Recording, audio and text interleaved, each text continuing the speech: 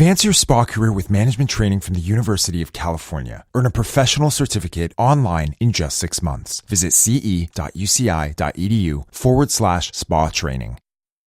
Hi, welcome to SpaCast by Spa and Wellness MexiCaribe. I am Sarah Jones, and today I'm talking with Tara Grodjesk. Tara is a Women in Wellness Visionary Award winner, president of Tara Spa Therapy, co-founder of Green Spa Network, and owner of Tara Living Wellness Retreats, and has over 35 years in wellness. Tara has consulted on world-class spas for design, menu concepts, signature products, and wellness programs, including Rancho La Puerta, Fairmont, Auberge Resorts, Rosewood Hotels. As a massage therapist, holistic health educator, Ayurvedic practitioner, and aromatherapist, Tara customizes retreat programs for resort and destination spas. And we're going to talk about retreat experiences today. Welcome to the show, Tara. How are you today? Thank you, Sarah. I'm doing great. It's really nice to be here with you.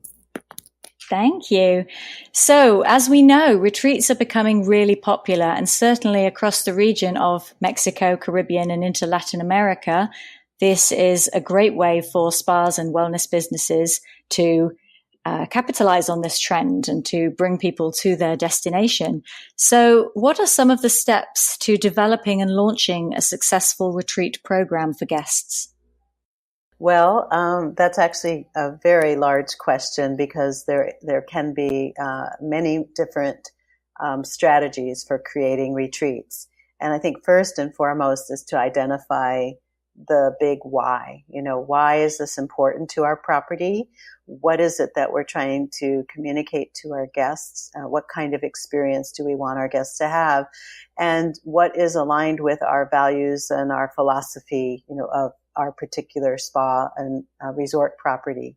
So I think being very clear on who you are and what you're trying to create for your guest experience has to be the foundation for whatever retreats you create.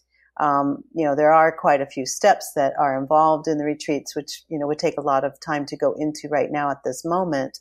But I think it's very important first to identify who we are, what kind of experience are we trying to create, what types of retreats, because, there's big variation on different types of retreat. Is it about wellness, lifestyle, and healthy living retreat? Is it focused on detox? Is it a yoga retreat? Is it a retreat on conscious business or business leadership? So also identifying what types of retreats you want to offer to your guests is very important in determining, what will happen, how you want to create those. Another very important aspect of it is to identify, who are the leaders for your retreats. Do you have star staff that have the skills and talent to help create a program that is identified with your spa and or drawing from your resources that you use at your spa with different healing techniques or fitness programs? Or do you need to outsource that to talent, retreat leaders that have a following or have, specific talents that you want to draw?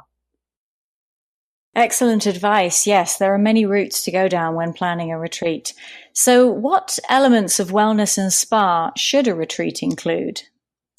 Well, I think certainly, if it's a broad brushstroke wellness retreat, then we think about the components of spa programming, and we want to have those represented. So you have elements of fitness, whether it be yoga and Pilates or hiking or, some kind of fitness training.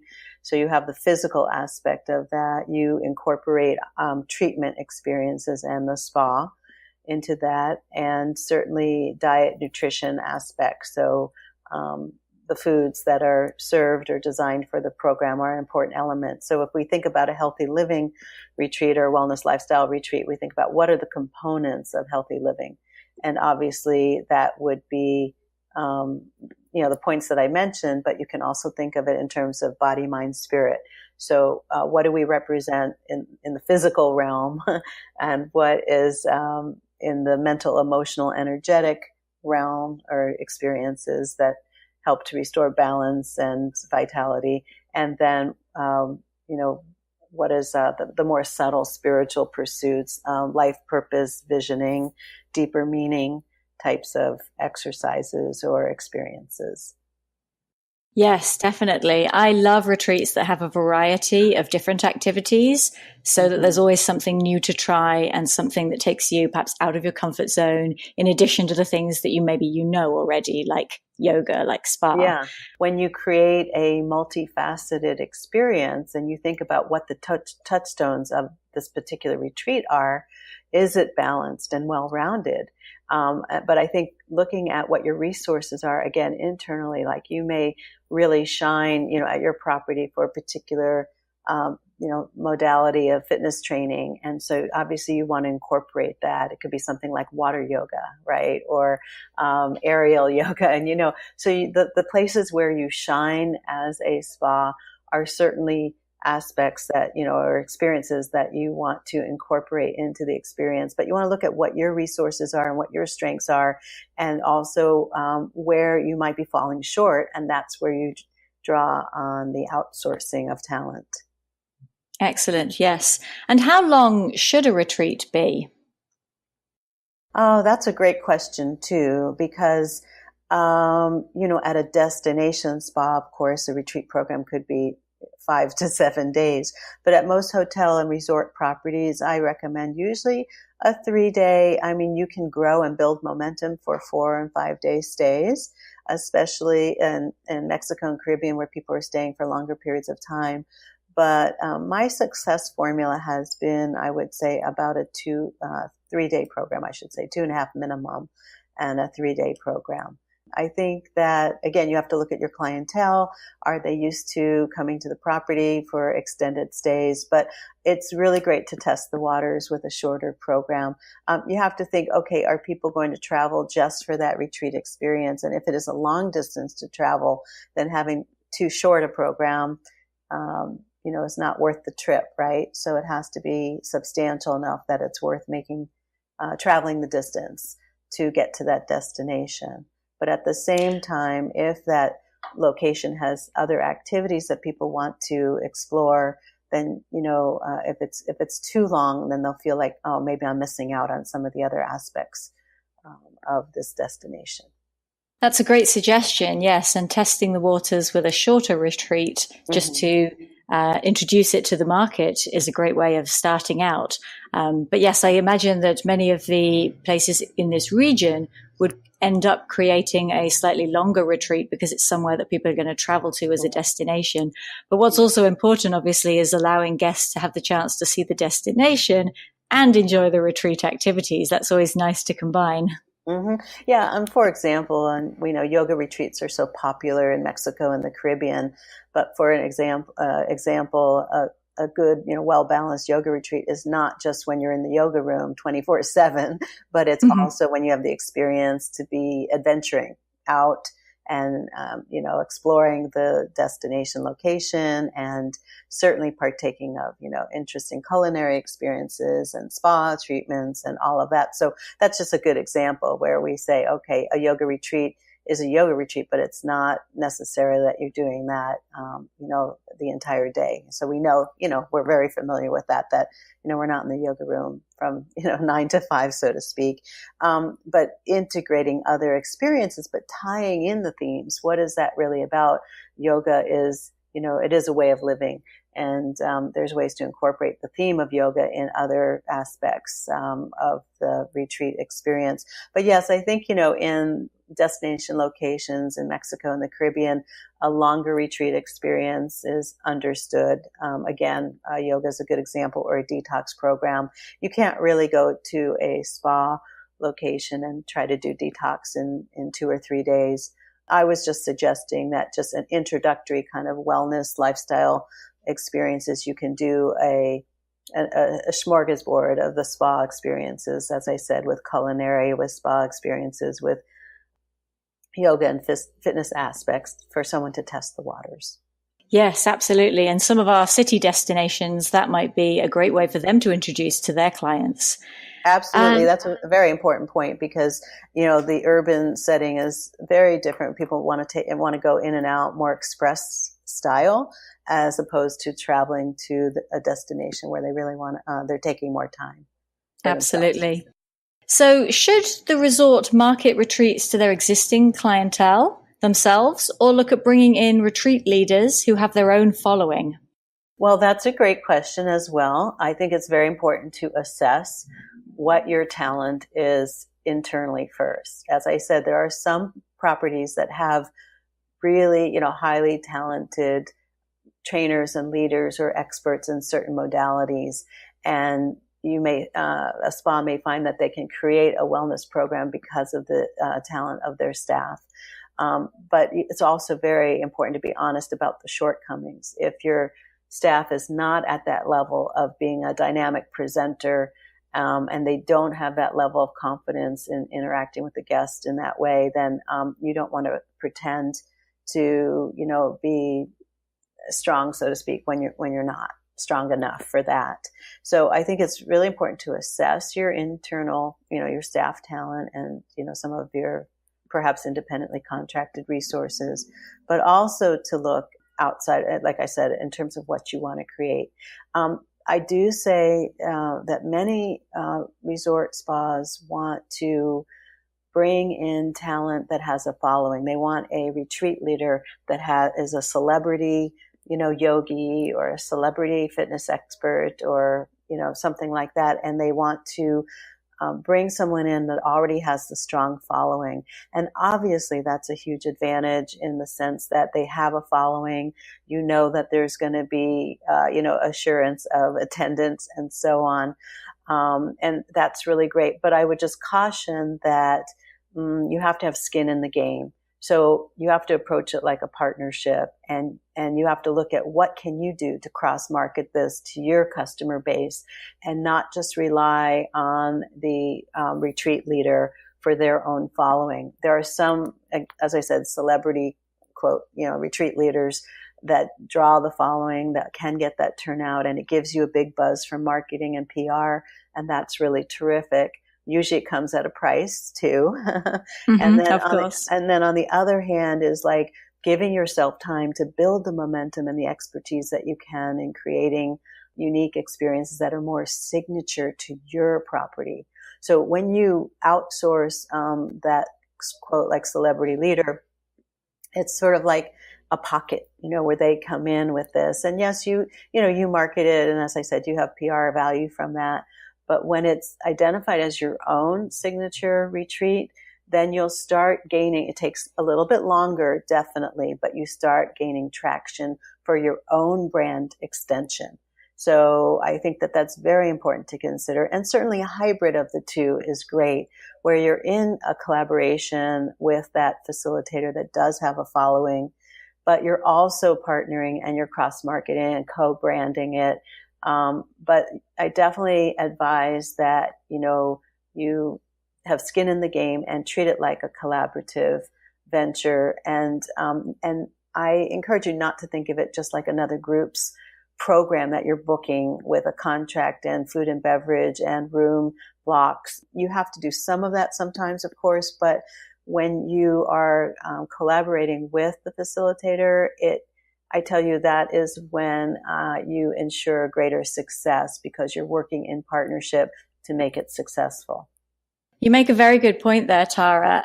Obviously, what resorts will want is to gain more of a following and to increase their market and to be known more for retreats. So bringing somebody in just to fill their 1 week of retreat, if it's a celebrity retreat leader, that following is going to leave with that retreat leader, most likely. And what you really want is a crossover. You want the people that come to the initial retreat to book back again. So I think you make a really valid point about the collaboration and the ongoing success and working with people who have the following, but not making it all about just that following and making something signature that is tied to the property or the brand. And that's really great advice for the listeners. Thank you. Yes, I think really, it does take a little more time to build that. But as I said, it's more, it adheres more to your brand extension. Absolutely. So in your career, what has been your biggest aha moment? Well, I think there's lots of aha moments over the many years I've been in the spa industry. But I think what's been a big aha for me is realizing that my studies very early on in my 20s, right out of college, and during college, I was studying human potential and living our lives to the full. How do we live our lives to the fullest? How do we live a vital, healthy existence? And in my college years, I was exploring that. And, I went through many twists and turns and obviously developed a brand, a product line that's used for professional treatments and home spa. But, and circling back around, seeing that the work that I'm doing in the living wellness retreats and in creating unique spa experiences, treatment experiences from treatment to retreats, this work on human potential is right there, still relevant, still really near and dear to my heart. So I think, my aha today is going, wow, what I was curious about in my early 20s is, I don't even want to say circling back around, but it's just part of my evolution on the path in the spa and wellness industry. Wonderful. Yeah. So you've been on the right path for a long time then. Yes. Okay. So tell us a little bit about yourself, Tara. What is your hidden talent? Well, I think what a lot of people don't know about me is I do have an artistic flair. I used to do a lot of painting and landscape and impressionist style work with watercolors and inks. And I haven't done so much of that lately, a little jewelry making like at Sundance Resort. But I really enjoy the use of color and design. So in our collateral development and packaging development and every opportunity I have, I really enjoy how the play of color. Wonderful. I didn't know you were an artist as well. And what is your advice for your younger self? Oh, well, yes. I think I would say, and I say this to women a lot in the Women in Leadership programs, that we need to appreciate who we are right now in this moment. And I think that at 20 and 30 and 40 and 50, I know for women in particular, we're always wanting to be, or we tend to want to be something that we aren't. We strive for perfection. We strive for the ultimate beauty and this, feeling good by how we look. And I think I would say that we need to appreciate who we are right now. And by being in the present and embracing, our relationship with self and the beauty that resides within, and rather than aspiring, if only if, and on this, on a path of aspiring to perfection that is not attainable, to embrace our imperfections, really embrace them and celebrate them. And they're part of, what creates our uniqueness. So I really feel that if I could say when I was 20 or 30 and even 40, that I was really the self-acceptance, cultivating self-acceptance and self-love. That is the lesson. Wonderful advice. Thank you. And tell me about one daily wellness ritual that you practice. Yes. Well, the one I always come back to, sometimes I don't have time to sit, and meditate, or even if I miss yoga in the morning, I might get a class, at the end of the day, or I'll go for a hike. But what I really practice on a regular basis when I drive down to my office, I happen to have about a 20-minute drive down a beautiful valley, but I practice breath awareness. And I call it breathing meditation. I think it's just a really good reminder that meditation doesn't mean that you have to sit upright in lotus position to be meditating for X number of minutes. But moving meditation and breathing meditation is about being present and aware in that moment with the breath, as you inhale, as you exhale. And so I use breath awareness as my meditation when I'm actually driving to my office. So it doesn't mean you have to be like in trance or anything like that. It's actually being very present and very aware. But one of the secrets, I think, to physical vitality, but also spiritual awakening, of course, is pranayama or breath awareness. Excellent. Thanks for sharing that with us. Tell us, Tara, what do you know for sure? Oh, that's such a big question. What I know for sure is that when we create the space for people to drop into a state of presence, and when we can be fully present, away from the distraction of our phones and the internet and, our thoughts, and really show up for another individual, one authentic self to another, that we can heal in a very deep way. We can transmit or be a conduit for healing when we take the time and create the space to be fully present with another human being. And it's a very powerful thing. It doesn't matter what your fancy techniques are in body treatments and wraps and skincare and massage and all of that. But if we can make contact with an individual through eye contact or physical contact and really be present in that space, we are the conduit for a very powerful divine healing energy. That is a very, very valid point. And sometimes when I go to spas, that's the biggest takeaway, whether the therapist was present or not present. Mm-hmm. And it's something that you can sense from the massage table, whether you're drifting in and out of sleep or not, if the therapist is present or going through the motions. And it's so important. It makes such a difference. It really does. It really tells the whole story, doesn't it? It really does. Yes, it's a good practice for life in general. Yeah. Thank you so much for talking with me today, Tara. The conversation has been a pleasure. Thanks for your time. Thank you so much, Sarah. It was a wonderful opportunity. Thanks for listening to SpaCast by Spa and Wellness MexiCaribe. Advance your spa career with management training from the University of California. Earn a professional certificate online in just 6 months. Visit ce.uci.edu/spa training.